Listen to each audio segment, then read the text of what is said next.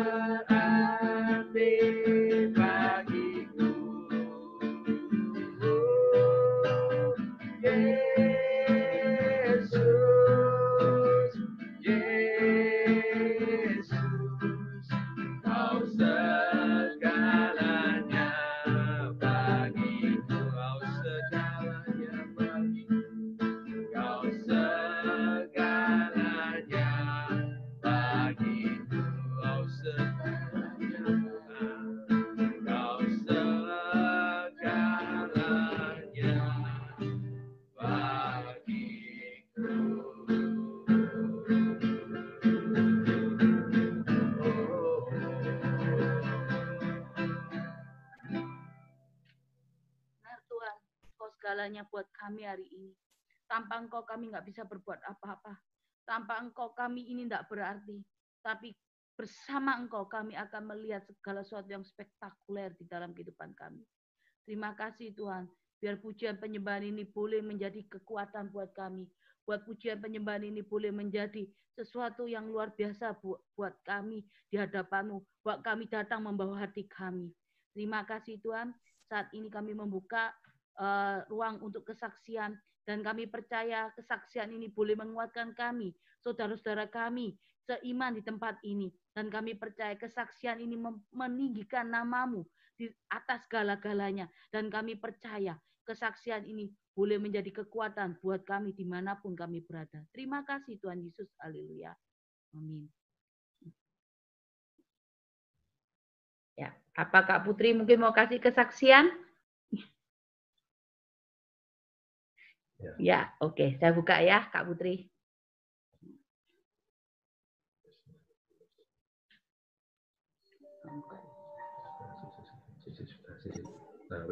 Oke, silakan Kak Putri. Salam. Shalom. Nah, puji Tuhan. Saya mau bersaksi di sini. Kuasa Tuhan, berkat Tuhan yang kami alami selama COVID, di mana kita semua, bukan cuma kita kali ya, kita semua dibatasin, kemana-mana dibatasin, terus di keluarga kami bisa dibilang karena pada kerja di rumah sakit, banyak ibaratnya pikiran-pikiran yang di luar sewajarnya, karena anak-anak pada kerjanya berurusan dengan orang yang sakit. Tapi puji Tuhan, kekhawatiran itu dijawab Tuhan semua. Sampai saat ini kita sehat-sehat semua. Amin. Dan permasalahan yang namanya gopit-gopit di daerah kerja anak-anak tidak, maksudnya tidak ada di situ gitu, dipindah ke rumah sakit lain. Jadi masalahnya nggak begitu bisa dibilang, masalah gopit dari kita terhindar. Dan mudah-mudahan dari kita semua juga, Tuhan jamah kita, biar selalu dilindungi, diberkati semua, gopit jauh dari kita semua. Dan begitu juga dengan keluarga kami, kekompakan dan berkat-berkat Tuhan mengalir, dan kebersamaan makin erat, terlebih-lebih apa aja ya, bapaknya di mana-mana ya selalu bikin rusuh, biar kata bapak lebih rusuh daripada anak-anak. Tapi puji Tuhan, akhir-akhir ini bisa dikata mujizat Tuhan sangat luar biasa. Dia diubahkan makin hari, makin bertobat, makin Mungkin karena doa-doa kita semua ya, Bapaknya sudah ibaratnya yang tadinya tidak mau berdoa, sudah berdoa. Yang tadinya bilang ibaratnya jangan, sekarang jangan lakukan, takut dosa. Ya semoga kedepannya makin baik dan kita juga makin dipimpin Tuhan. Di mana keluarga kami ini sekarang ibaratnya berjalan menuju ke jalan-jalan yang baik. Saya dukung, saya minta doa dari kita semua, biar kami semua terlebih Bapaknya makin hari makin diurapi Tuhan, makin hari biar Tuhan yang ada dalam hatinya biar bisa memimpin kami semua. Terima kasih. Terima kasih. Shalom. Shalom. Terima kasih Kak Putri untuk kesaksiannya. Jadi kita doa dulu ya sebelum kita masuk firman. Tuhan terima kasih, kami percaya satu orang, satu jiwa di rumah Kak Putri ini boleh dimenangkan. Semua itu kasih karunia yang Kau berikan Tuhan atas kehidupan kami orang-orang percaya. Bahkan kami ini anak-anak-Mu. Terima kasih Tuhan untuk setiap kekuatan, kesaksian yang sudah Kak Putri berikan ini boleh menjadi kekuatan buat kami. Kami percaya setiap orang yang berseru-seru kepada nama-Mu, kami percaya setiap keluarga besar kami juga akan terima janji keselamatan. Saat ini kami mau mendengar setiap kebenaran firman-Mu, dan kami mau mendengar bahkan melakukan apa yang menjadi kehendak-Mu. Tuhan tutup bungkus kami dengan kuasa darah-Mu, kuasai tempat ruang ibadah Zoom kami, berikan sinyal yang terbaik. Saat ini kami mau mendengar kebenaran firman-Mu, urapi hamba-Mu yang serba terbatas ini dengan pewahyuan, dengan hikmat datang daripadamu. Dan hamba-Mu ini menyampaikan apa yang menjadi isi hati-Mu tepat pada titik sasarannya. Dan hamba-Mu tidak menambahi bahkan tidak mengurangi. Dan kami percaya firman itu boleh menjadi kekuatan buat kehidupan kami di tempat ini. Terima kasih Tuhan Yesus. Haleluya. Amin.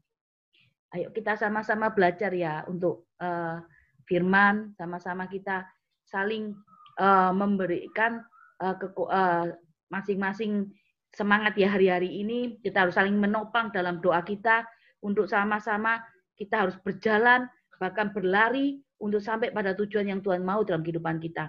Kita langsung baca firman, kita buka di Roma 5. Ini yang Tuhan mau sampaikan buat kita di tempat ini. Roma 5. Roma 5 ayat 1 sampai ayat 11.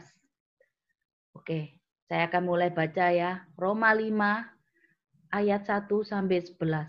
Hasil pembenaran. Ayat 1, sebab itu kita dibenarkan karena iman. Kita hidup dalam damai sejahtera dengan Allah oleh karena Tuhan kita, Yesus Kristus. 2, oleh Dia kita juga memperoleh jalan masuk oleh iman kepada kasih karunia ini. Di dalam kasih karunia ini kita berdiri dan bermegah dalam pengharapan dan menerima kemuliaan Allah. 3, dan bukan hanya itu saja. Kita malah bermegah juga dalam kesengsaraan kita. Karena kita tahu bahwa kesengsaraan itu menimbulkan ketekunan. Dan ketekunan itu menimbulkan tahan uji. Dan tahan uji menimbulkan pengharapan. 5, dan pengharapan tidak mengecewakan karena kasih Allah telah dicurahkan di dalam hati kita oleh Roh Kudus yang telah dikaruniakan kepada kita. 6, karena waktu kita masih lemah, Kristus telah mati untuk kita orang-orang durhaka pada waktu yang ditentukan oleh Allah. 7, sebab tidak mudah seorang mau mati untuk orang yang benar, tetapi mungkin untuk orang yang baik ada orang yang berani mati. 8, untuk kita masih berdosa. Akan tetapi Allah menunjukkan kasih-Nya kepada kita oleh karena Kristus telah mati untuk kita ketika kita masih berdosa. 9, lebih-lebih karena kita sekarang telah dibenarkan oleh darah-Nya, kita pasti akan diselamatkan dari murka Allah. 10, sebab jikalau kita ketika masih seteru diperdamaikan dengan Allah oleh kematian anaknya, lebih-lebih kita yang sekarang telah diperdamaikan pasti diselamatkan oleh hidupnya.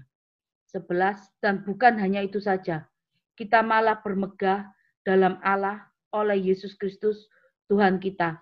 Sebab oleh Dia kita telah menerima pendamaian itu. Ya. Roma 5 ini perikop dan judulnya hasil pembenaran. Saya akan bahas dulu ya, apa itu pembenaran. Pembenaran ini sama dengan dibenarkan. Apa dibenarkan? Dibenarkan ini adalah sesuatu perkenanan dengan perubahan hubungan Allah dengan orang yang mempercayai Tuhan Yesus. Kenapa kok perkenanan dalam perubahan dalam hubungan Allah dengan orang yang mempercayai Tuhan Yesus? Karena mungkin kita saat ini, bukan mungkin ya, kita pastinya saat ini hidup dalam kasih karunia. Kita hidup di dalam namanya yang kita sudah ditebus lunas di kayu salib setiap dosa kita.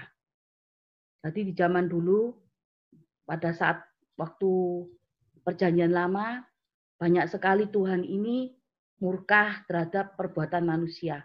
Karena banyak sekali manusia berdosa. Jadi saat ini kita bisa baca di Alkitab itu cerita tentang Nabi Nuh, hanya satu keluarga itu yang diselamatkan, semua harus dimusnahkan. Jadi satu keluarga itu Sodom dan Gomora, seperti itu terus kehidupan. Tuhan habiskan, tapi ada satu kehidupan yang diselamatkan untuk boleh menyambung setiap keturunan. Seperti itu di Perjanjian Baru, sampai terjadinya berdirinya seorang raja untuk Israel, baru Tuhan berhenti. Tetapi Tuhan tetap masih ada murka. Saat kita punya dosa, kita mau masuk ke tatanya Tuhan, kita harus korbankan lembu. Seperti masuk pada Tuhan, kita harus korbankan korban sembelihan untuk membakar, korban bakaran untuk Tuhan. Setiap mau masuk ke hadirat Tuhan, mau setiap apa yang kita lakukan, kita di Perjanjian Lama seperti itu. Kita melakukan itu seperti rutinitas. Korban bakaran penghapus dosa itu yang harus kita lakukan. Nah, dibenarkan adalah perkenanan perubahan hubungan Allah dengan orang yang mempercayai Yesus Kristus. Berarti dibenarkan ini dalam Perjanjian Baru, kita hidup karena kita sudah ditebus oleh Yesus di kayu salib. Jadi tidak ada namanya korban sembelihan, korban bakaran di hadapan Tuhan saat kita datang ke hadirat Tuhan. Memang harus ada korban bakaran, tapi korban bakaran ini Tuhan mau berikan buat kita. Tuhan mau beri supaya kita memberikan hati saat kita datang sama Tuhan. Tuhan tidak minta yang aneh. Kalau saat ini kita mau bilang, waduh kalau Tuhan kayak seperti yang di Perjanjian Lama, harus mengorbankan kambing domba, mungkin domba ya. Nah kalau mereka yang tidak punya uang, gimana mau membeli domba untuk setiap dosa yang kita lakukan. Tapi di Perjanjian Baru, semua itu sudah tidak berlaku. Jadi datang ke Tuhan membawa hati. Dibenarkan berarti perkenanan dalam perubahan hubungan Allah dengan orang yang mempercayai Tuhan Yesus. Atau dibenarkan berarti juga menerima Tuhan Yesus yang telah disalibkan untuk menebus dosa kita dan percaya kepadanya. Ini dibenarkan. Hasil pembenaran. Dan dibenarkan ini sama dengan kasih karunia. Ini yang mau saya bahas. Dibenarkan sama dengan kasih karunia. Maka tema malam ini saya akan berikan kasih karunia Tuhan. Ini yang saya akan berikan. Tema hari ini, malam ini, firman Tuhan saya berikan kasih karunia Tuhan. Dibenarkan sama dengan kasih karunia. Apa itu kasih karunia? Kasih karunia itu adalah pemberian Allah kepada manusia, padahal manusia ini tidak pantas untuk menerima. Jadi sebetulnya kita ini tidak pantas untuk terima kasih karunia dari Tuhan. Karena terlalu banyak dosa kita. Kita ini tidak layak. Tetapi karena kita dibenarkan, itu, maka kita menerima kasih karunia. Apa kasih karunia itu? Kasih karunia adalah pemberian Allah kepada manusia, padahal manusia ini tidak pantas untuk menerimanya. Jadi kasih karunia-Nya adalah sesuatu ya pemberian Tuhan kepada kita, anak-anaknya, untuk kita dilayakkan, untuk kita bisa berjalan bersama Tuhan. Tanpa kasih karunia ini, kita tidak bisa berbuat apa-apa. Tanpa kasih karunia ini, kita pasti yang namanya hidup penuh dengan dosa. Tapi dengan kasih karunia ini, kita akan mengalami yang namanya satu perubahan dalam kehidupan kita. Karena tidak semua orang diberikan kasih karunia oleh Tuhan. Tidak semua orang. Kenapa kok saya katakan tidak semua orang diberikan kasih karunia oleh Tuhan? Kalau hari ini kita mau lihat, kita mau nginjili saudara kita mungkin dari seberang. Kalau dia tidak diberikan kasih karunia oleh Tuhan, apa dia bisa dengan lidah mengaku Tuhan itu Yesus? Tapi kalau ada kasih karunia dari Tuhan Yesus, maka dengan lidah pun dia bisa mengaku bahwa Tuhan ini adalah Tuhan. Tuhan ini adalah juru selamat. Kasih karunia ini bisa diambil oleh Tuhan dan bisa diberikan oleh orang lain. Kenapa kok saya katakan seperti itu? Karena kasih karunia ini adalah sesuatu hal yang Tuhan berikan buat kita supaya kita melakukan apa yang menjadi kehendak Tuhan. Kenapa kok Tuhan bisa ngambil? Karena kasih karunia ini sesuatu yang berharga. Sesuatu yang harus kita gunakan dengan baik.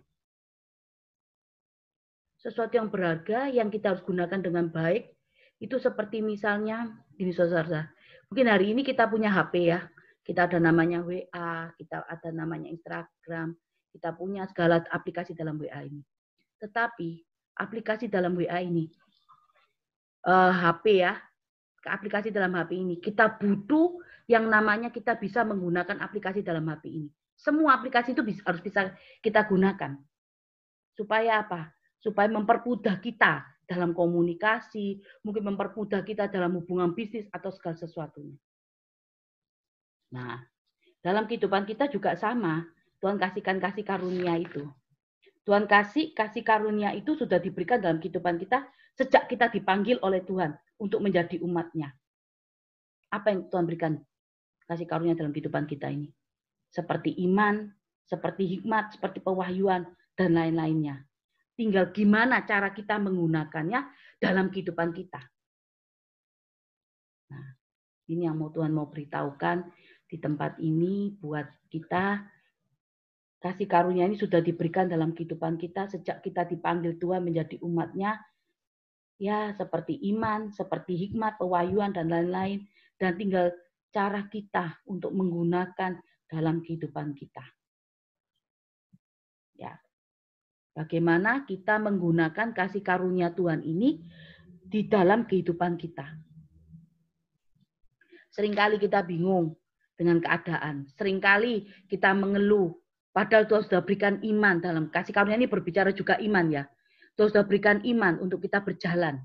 Untuk dengan iman ini kita bisa melewati setiap badai.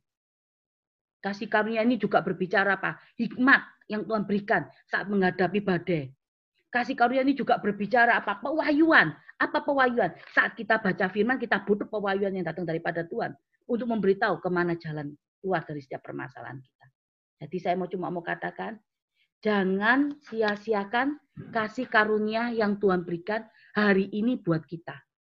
Kalau kita punya HP yang canggih, misalnya iPhone 10 atau iPhone 11, lah kita harus bisa menguasai aplikasi itu untuk menggunakan HP itu sesuai dengan maksudnya HP yang canggih itu kita gunakan sesuai dengan kebutuhan kita. Kalau HP-nya bagus, HP-nya harga luar biasa, HP-nya mahal, tapi kita gaptek menggunakan itu semuanya, maka kita semua itu akan menjadi sia-sia dalam kehidupan kita. Sama dengan kasih karunia yang Tuhan berikan juga pada kehidupan kita.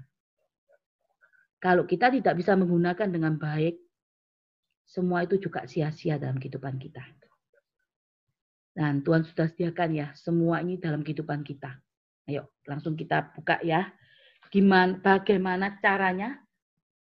Bagaimana caranya kita menghargai kasih karunia Tuhan dalam hidup kita.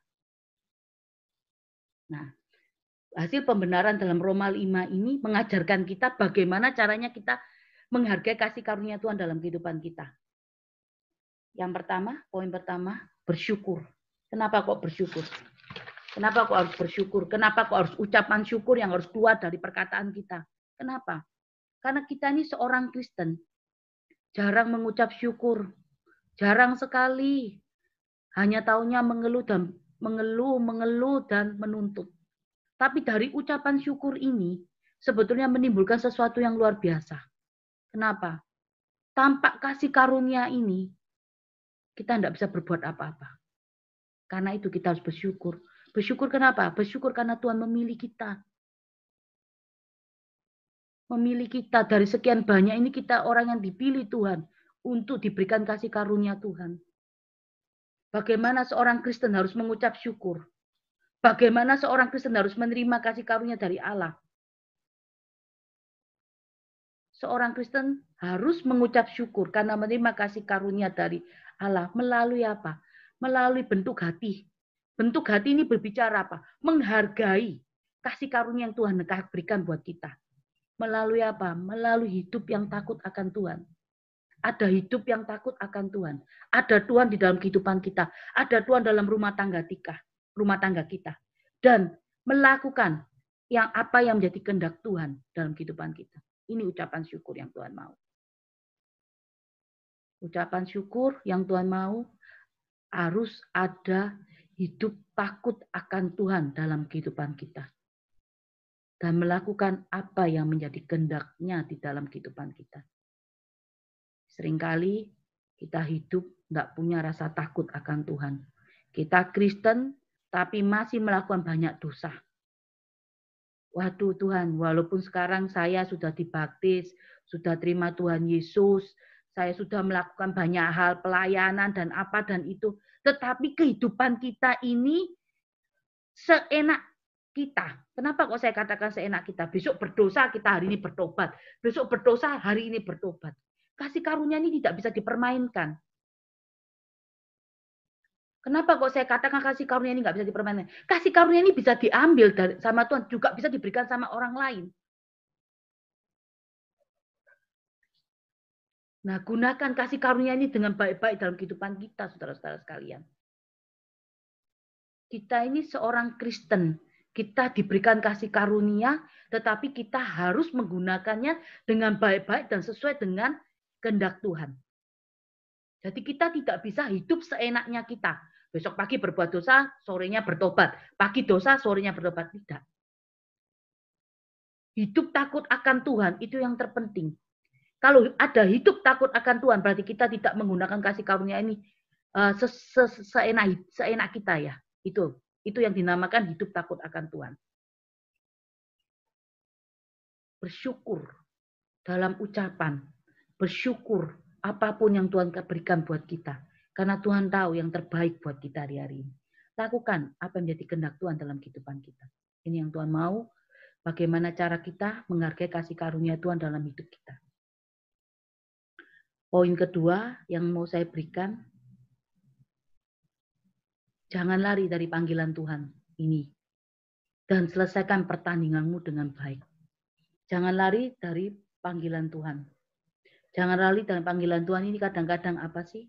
Tuhan mau panggil kita dengan suatu yang luar biasa dalam kehidupan kita. Mungkin rencana Tuhan untuk membuat kita jadi sesuatu yang luar biasa atau spektakuler.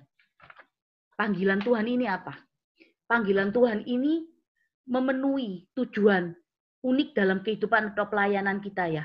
Untuk menemukan tujuan yang lebih besar daripada sekedar hidup untuk diri sendiri. Ini panggilan Tuhan.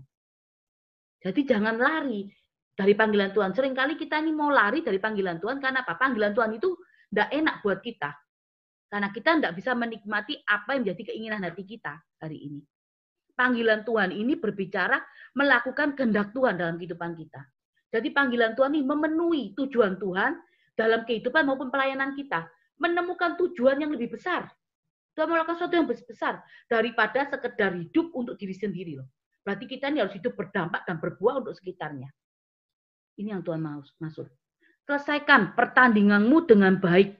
Jangan lari dari panggilan Tuhan. Selesaikan segala sesuatunya. Apa yang hari ini kamu alami, apa yang hari ini kita alami, apa yang hari ini kita jalani. Kita harus selesaikan semua itu pertandingan itu dengan baik.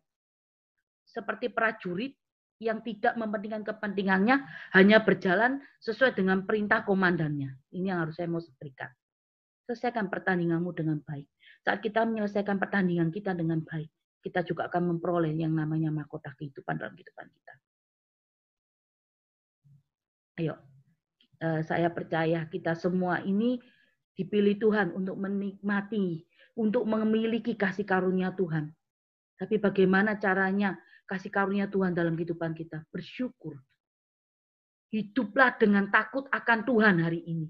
Hidup takut dengan Tuhan tidak membuat kasih karunia itu sia-sia dalam kehidupan kita. Tapi membuat kasih karunia ini sesuatu yang mahal harganya, yang harus kita lakukan, harus kita pergunakan dengan baik, sesuai dengan kehendak Tuhan dalam kehidupan kita. Suatu kelimpahan dalam kehidupan kita. Kenapa kok saya katakan suatu kelimpahan dalam kehidupan kita? Kalau kita mau lihat di kisah Alkitab, satu kisah raja saat mengadakan perjamuan, dia mengundang siapa? Tamu-tamu yang dikenal hari-hari ini. Tamu yang dikenal itu menolak raja itu karena alasannya baru buka ladang lah, atau dia tidak bisa mengerjakan segala sesuatunya, atau apapun. Sampai raja itu berkata apa? Sama penjaga, sama prajuritnya, berkata, sudah undang siapa yang di jalanan itu, masukkan semua di pestaku harus penuh. Nah itulah Tuhan. Raja ini siapa? Raja ini Tuhan Yesus. Hari ini Tuhan Yesus sudah mengundang kita masuk dalam perjamuannya. Tuhan Yesus sudah memberikan kasih karunia-Nya buat kita. Supaya kita ini bisa menikmati sehidangan, semeja dengan Tuhan Yesus. Seringkali kita menggunakan kasih karunia ini tidak maksimal. Karena apa? Keinginan daging kita yang membuat kita banyak jatuh dalam dosa. Kasih karunia yang Tuhan berikan, jangan pernah sia-siakan.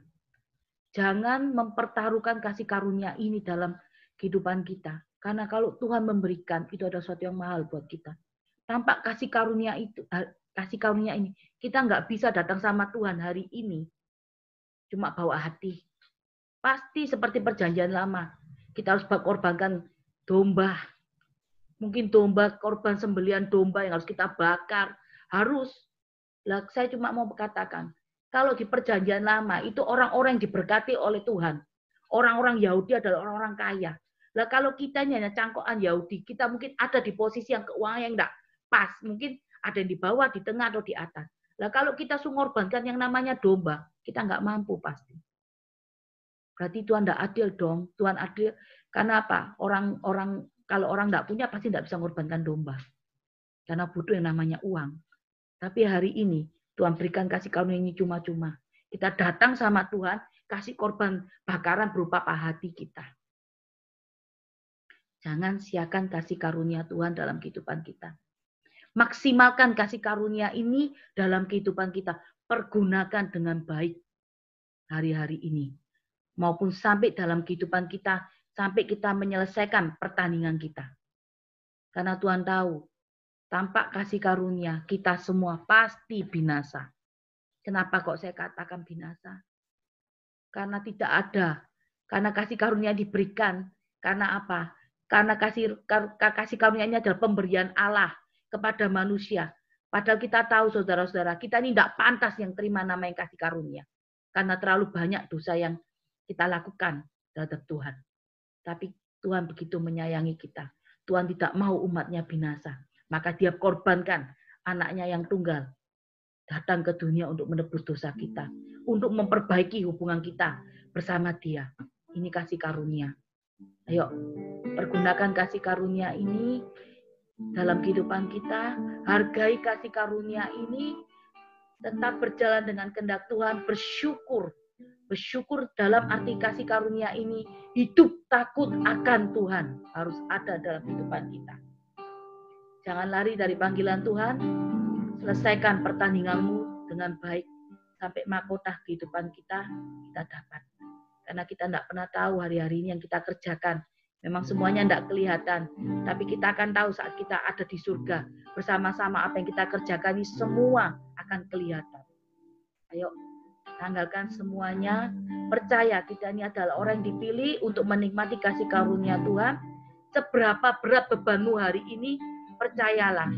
Saat kita menghargai kasih karunia yang Tuhan berikan dalam hidup kita, ini akan mengantar kita di dalam kelimpahan dalam kehidupan kita.